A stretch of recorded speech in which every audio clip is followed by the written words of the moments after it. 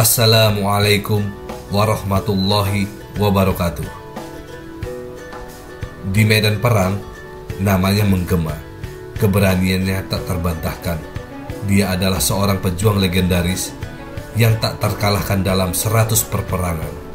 Seorang panglima yang lebih dikenal dengan julukan Pedang Allah yang terhunus. Siapa dia?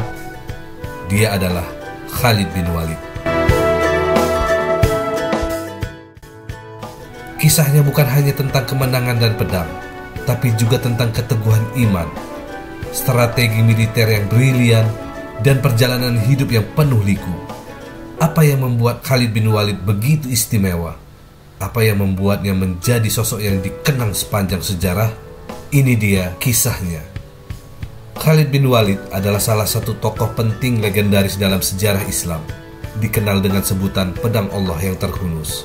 Namanya terukir dalam banyak perperangan besar di awal perkembangan Islam, dan dia adalah seorang komandan militer yang tak terkalahkan dalam pertempuran. Khalid bin Walid lahir di Mekah sekitar tahun 592 Masehi dari keluarga suku Quraisy, salah satu suku paling terkemuka di kota tersebut. Ia berasal dari Bani Makhzum, sebuah suku yang dikenal sebagai pelindung utama pasukan berkuda di Mekah. Ayah Khalid, Walid bin Mughirah, adalah salah satu pemimpin yang paling berpengaruh di kalangan Quraisy, dan ibunya Lubabah binti Al-Harith berasal dari keluarga yang terpandang.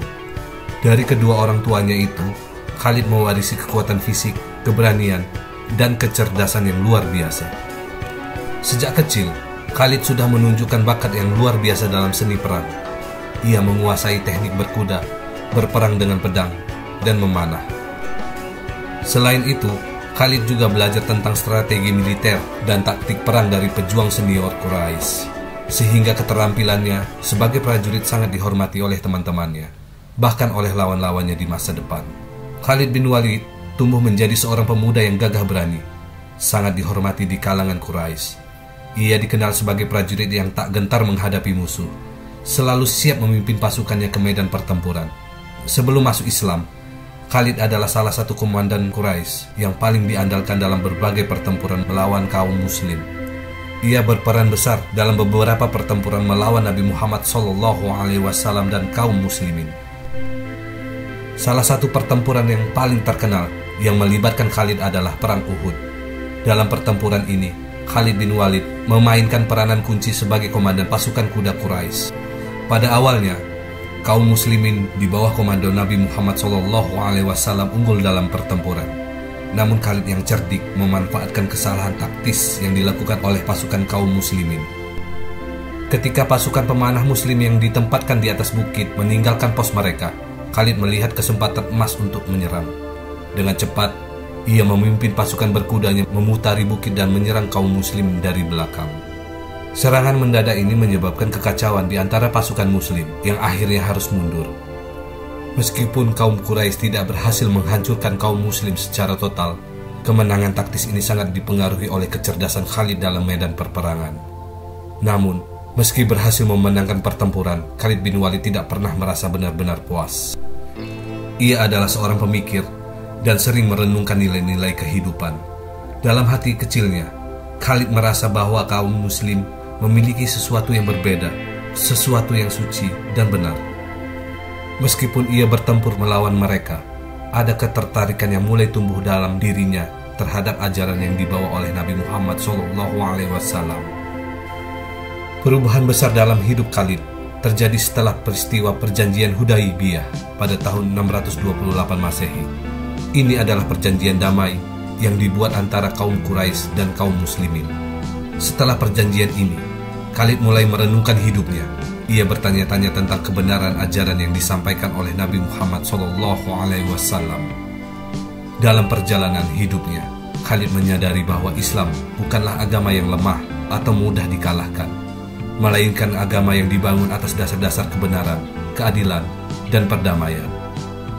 Dalam surat yang ditulis oleh Khalid kepada saudaranya Al-Walid bin Walid yang telah lebih dulu masuk Islam, ia menyatakan bahwa dirinya merasa sangat gelisah. Khalid merasa bahwa semua perperangan yang ia ikuti melawan kaum muslim tidak memberinya kedamaian batin. Al-Walid pun membalas surat itu dengan mendorong Khalid untuk mempertimbangkan kembali Islam, mengingatkan bahwa Islam adalah jalan yang benar dan bahwa Khalid akan diterima dengan tangan terbuka oleh Nabi Muhammad SAW dan para sahabatnya. Pada tahun 629 Masehi, Khalid bin Walid memutuskan untuk meninggalkan Mekah dan menuju kota Madinah, kota tempat Nabi Muhammad SAW dan para pengikutnya bermukim. Ia ingin bertemu dengan Nabi dan menyatakan keislamannya. Di tengah perjalanan, Khalid bertemu dengan dua tokoh Quraisy lainnya yang juga menuju Madinah untuk masuk Islam, yaitu Amr bin As dan Utsman bin Talha. Ketiga orang ini kemudian pergi bersama-sama ke Madinah dan disambut hangat oleh Nabi Muhammad SAW. Ketika Khalid tiba di Madinah, ia langsung bertemu dengan Nabi Muhammad SAW dan mengucapkan dua kalimat syahadat. Nabi Muhammad menyambut Khalid dengan sangat baik dan berkata, "Aku tahu engkau memiliki kecerdasan yang luar biasa, dan aku sudah lama berharap bahwa kecerdasan itu akan membawamu pada kebenaran." Setelah masuk Islam, Khalid bin Walid dengan segera menjadi salah satu tokoh penting dalam komunitas Muslim. Meskipun ia baru saja memeluk Islam, Khalid membawa serta semua kemampuan militernya yang sangat luar biasa dan keberaniannya ke dalam pasukan Muslim. Namun, yang lebih penting dari itu semua adalah Khalid membawa semangat yang tulus untuk membela agama Allah. Tak butuh waktu lama bagi Khalid untuk menunjukkan kehebatannya dalam memimpin pasukan Muslim. Salah satu pertempuran besar pertama yang ia pimpin sebagai Muslim adalah Perang Mu'tah. Dalam pertempuran ini, pasukan Muslim yang berjumlah sekitar 3.000 orang berhadapan dengan pasukan Romawi yang diperkirakan berjumlah lebih dari 100.000 orang. Awalnya, 3 komandan Muslim yang ditunjuk oleh Nabi Muhammad SAW gugur di medan perang. Ketika Khalid mengambil alih komando, ia segera melakukan manuver yang cerdas untuk menyelamatkan pasukan Muslim dari kehancuran total. Dengan kecerdasan taktiknya, Khalid berhasil mengatur ulang barisan pasukan dan melakukan strategi bertahan yang berhasil membuat pasukan Romawi tidak mampu menyerang dengan efektif. Pasukan Muslim pun berhasil mundur dengan selamat dari medan perang. Meski jumlah mereka jauh lebih sedikit, Khalid mampu meminimalkan kekalahan di pihak kaum Muslim. Atas keberaniannya dalam pertempuran ini, Nabi Muhammad SAW memberinya gelar Pedang Allah yang Terhunus. Gelar ini diberikan sebagai bentuk pengakuan atas kemampuan militer yang luar biasa yang dimiliki Khalid dan dedikasinya dalam membela Islam. Setelah masuk Islam, Khalid bin Walid segera menjadi sosok yang sangat penting dalam sejarah militer Islam. Tidak hanya karena keahliannya yang luar biasa di medan perang, tapi juga karena kepercayaan yang Nabi Muhammad SAW dan para sahabat berikan kepadanya untuk memimpin pasukan. Namun, bagaimana Khalid bisa mendapatkan posisi ini? Apa yang membuatnya berbeda dari panglima perang lainnya? Kali ini, kita akan melihat alasan mengapa Khalid bin Walid yang baru memeluk Islam mampu menjadi panglima perang yang tak terkalahkan dan sangat dihormati oleh umat Islam. Khalid bin Walid memiliki keahlian militer yang sudah diasah sejak muda. Sebagai anggota suku Quraisy, ia lahir dalam lingkungan yang sangat menjunjung tinggi kehormatan dalam perang. Suku Bani Makhzum, dari mana Khalid berasal, dikenal sebagai penjaga tradisi perperangan dan memiliki tanggung jawab atas pasukan berkuda. Sejak kecil, Khalid telah terbiasa dengan latihan fisik yang keras, belajar bagaimana menunggang kuda, menggunakan pedang, tombak, dan busur panah. Latihan ini memberinya ketangguhan fisik dan mental yang sangat dibutuhkan dalam perang. Khalid bin Walid juga tumbuh dengan memahami strategi dan taktik militer yang diperolehnya melalui pengalaman langsung serta pengamatan pada perang-perang yang diikuti oleh kaumnya. Semua pelajaran ini kelak menjadi fondasi yang kokoh untuk karir militernya di masa depan. Sebagai seorang pemuda Quraisy, Khalid terlibat dalam banyak pertempuran, baik sebelum maupun sesudah masuk Islam. Ia belajar seni perang dari banyak tokoh besar Quraisy, termasuk dari pamannya, Walid bin Mughirah, yang merupakan salah satu pemimpin terkemuka di Quraisy. Khalid juga menyaksikan langsung bagaimana perang dilakukan, bukan hanya dari sisi fisik, tapi juga dari segi strategi dan diplomasi. Salah satu alasan utama mengapa Khalid bin Walid diangkat sebagai panglima perang adalah kecerdasan taktisnya. Khalid tidak hanya mengandalkan kekuatan fisik dalam perang, tapi juga menggunakan kecerdasannya untuk menganalisis situasi di medan perang dan membuat keputusan yang tepat. Kemampuan untuk membaca situasi dan berpikir cepat dalam kondisi tertekan adalah salah satu kualitas yang membuat Khalid unggul dibandingkan dengan panglima lainnya. Sebagai contoh, Perang Mu'tah, Khalid bin Walid dihadapkan pada situasi yang sangat sulit. Pasukan Muslim kalah jumlah secara signifikan, dan 3 komandan yang ditunjuk Nabi Muhammad SAW telah gugur. Dalam kondisi tersebut, banyak panglima mungkin akan menyerah atau memilih mundur tanpa perlawanan. Namun berbeda dengan Khalid, dengan kecerdasannya, segera mengatur ulang strategi, mengubah formasi pasukan, dan melakukan gerakan-gerakan taktis yang mampu menipu pasukan Romawi, sehingga membuat mereka berpikir bahwa pasukan Muslim telah mendapat bantuan tambahan. Akhirnya, pasukan Muslim berhasil mundur dengan aman, tanpa mengalami kekalahan yang lebih besar. Khalid bin Walid bukan hanya dikenal sebagai pemimpin yang cerdas, tapi juga seorang prajurit yang sangat berani. Di medan perang, ia tidak pernah ragu untuk berada di garis depan, menghadapi musuh dengan tangan sendirian. Ini memberikan semangat dan motivasi yang luar biasa bagi para prajurit yang berada di bawah komandonya. Melihat kepemimpinan mereka yang berada di tengah-tengah pertempuran, bertarung bersama mereka, membuat pasukan Muslim memiliki keyakinan dan keberanian yang lebih besar. Keberanian Khalid terlihat jelas dalam setiap pertempuran yang dipimpinnya. Ia tidak pernah gentar menghadapi musuh, bahkan ketika jumlah pasukan Muslim jauh lebih sedikit dibandingkan dengan pasukan lawan. Dalam Perang Yarmouk misalnya, pasukan Muslim menghadapi pasukan Romawi yang jauh lebih besar. Meskipun demikian, Khalid dengan percaya diri memimpin pasukannya dan berhasil mengalahkan pasukan Romawi dengan strategi yang brilian. Khalid bin Walid mendapatkan kepercayaan penuh dari Nabi Muhammad SAW. Meskipun Khalid baru saja masuk Islam, Nabi Muhammad SAW melihat potensi besar dalam dirinya. Nabi Muhammad SAW mengakui sifat-sifat ini dalam diri Khalid dan memberinya tanggung jawab besar untuk memimpin pasukan Muslim dalam banyak pertempuran penting. Salah satu kualitas yang paling luar biasa dari Khalid bin Walid adalah kemampuannya untuk beradaptasi dengan cepat dalam berbagai situasi. Ia mampu merespon perubahan di medan perang dengan sangat cepat, membuat keputusan yang efektif di bawah tekanan, dan memanfaatkan sumber daya yang ada dengan maksimal. Inilah keterampilan yang sangat penting dalam perang, di mana situasi dapat berubah dengan sangat cepat dan keputusan yang salah bisa berakibat fatal. Sebagai contoh, dalam Perang Khandak, Khalid menunjukkan kemampuannya dalam beradaptasi dengan situasi yang sangat sulit. Pada saat itu, kaum Quraisy termasuk Khalid berusaha menyerang kaum muslimin di Madinah. Namun Nabi Muhammad SAW dan kaum muslimin menggunakan strategi yang sangat cerdik dengan menggali parit di sekitar kota yang membuat pasukan Quraisy tidak bisa menyerang langsung. Meskipun Khalid berada di pihak Quraisy pada saat itu, ia mengamati strategi yang digunakan oleh Nabi Muhammad SAW dan belajar darinya. Kelak, ketika masuk Islam, Khalid menggunakan taktik-taktik semacam ini untuk memenangkan banyak pertempuran. Khalid bin Walid bukan hanya seorang pejuang, tapi juga seorang pemimpin yang mampu menginspirasi pasukannya. Di medan perang, ia tidak hanya memerintahkan dari belakang, tapi turut serta dalam pertempuran, memberikan contoh langsung kepada prajuritnya. Ini adalah kualitas kepemimpinan yang sangat dihargai oleh pasukan Muslim, karena mereka tahu bahwa pemimpin mereka juga siap untuk mengorbankan dirinya di medan perang. Selain itu, Khalid juga memiliki kemampuan untuk memotivasi pasukannya, terutama dalam situasi sulit. Ketika pasukan Muslim berada dalam kondisi yang sangat tertekan, Khalid selalu menemukan cara untuk mengangkat semangat mereka, baik melalui kata-kata penyemangat atau tindakan langsung di medan perang.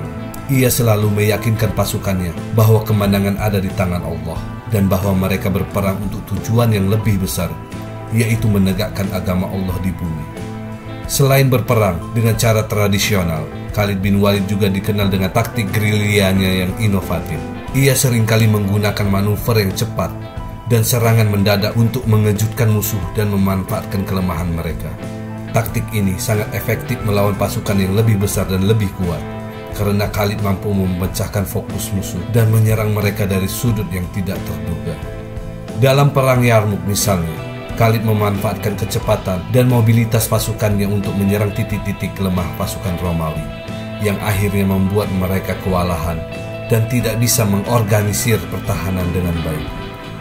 Taktik ini sangat penting dalam kemenangan pasukan Muslim di pertempuran tersebut.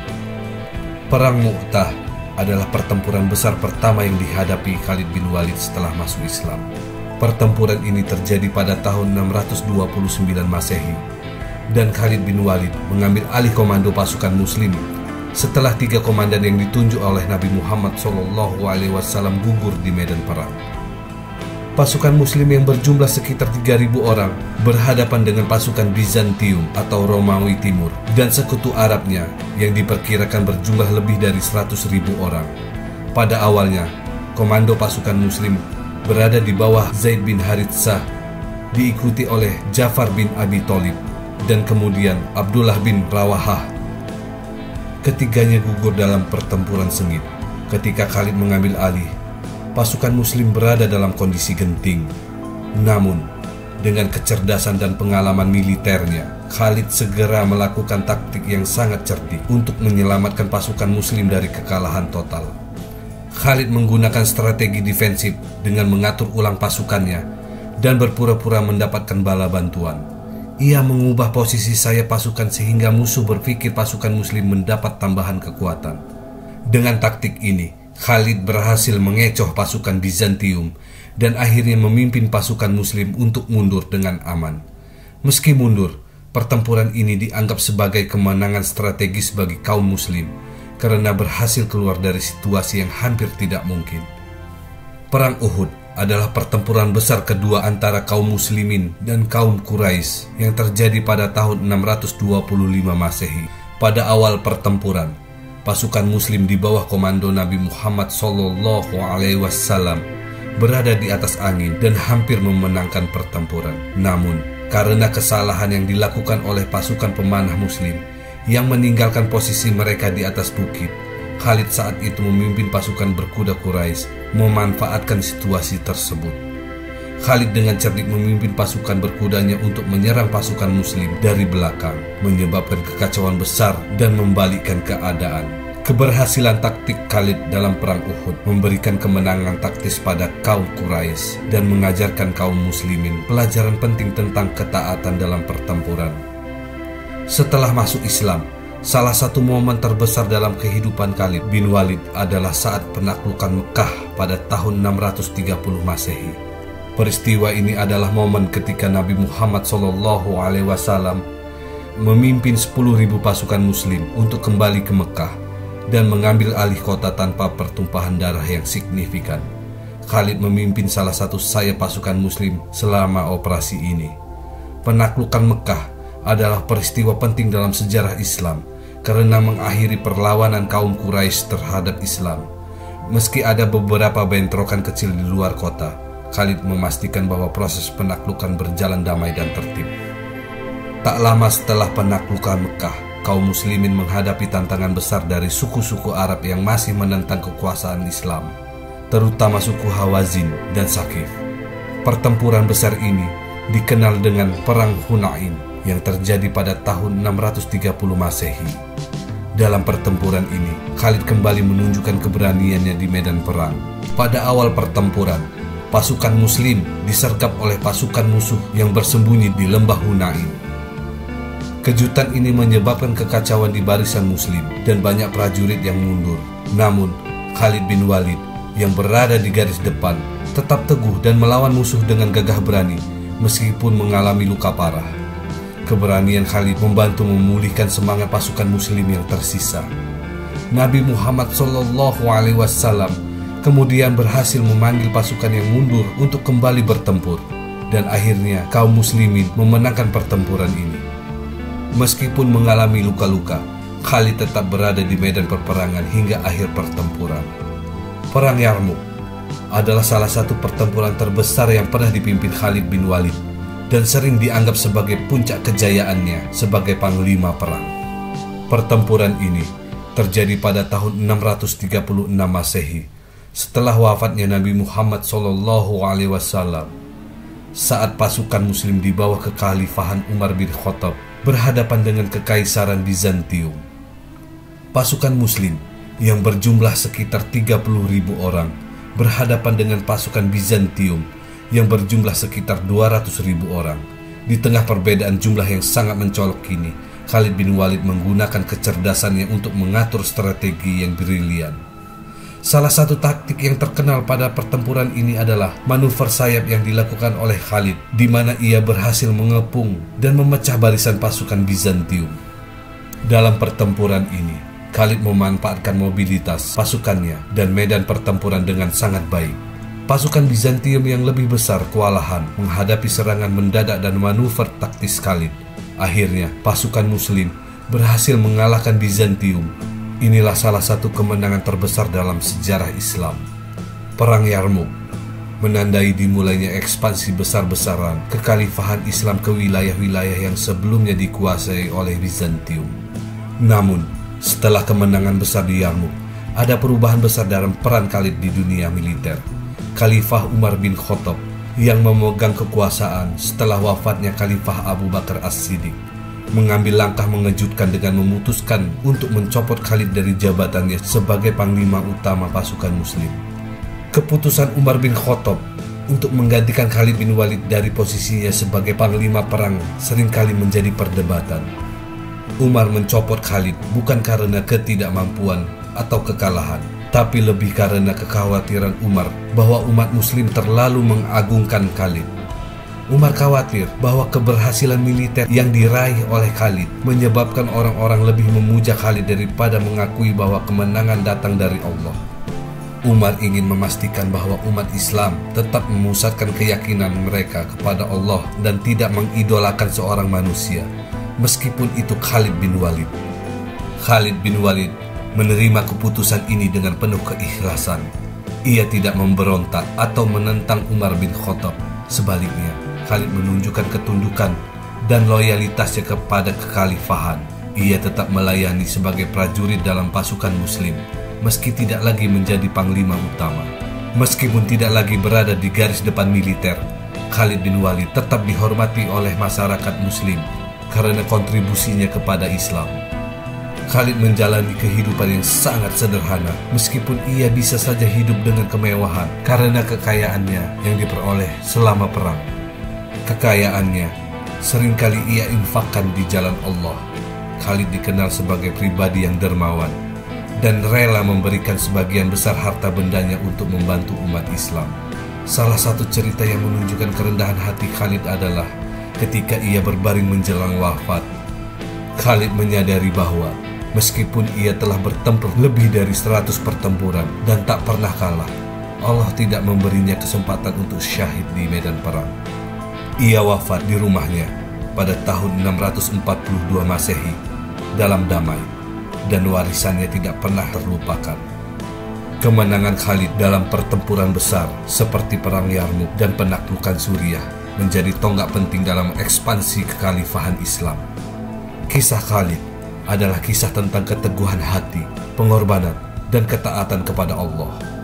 Meskipun ia menjadi pahlawan besar dalam banyak pertempuran, Khalid tidak pernah sombong atau merasa lebih baik dari orang lain. Ia selalu mengakui bahwa keberhasilan datangnya dari Allah, dan ia tetap rendah hati hingga akhir hayatnya.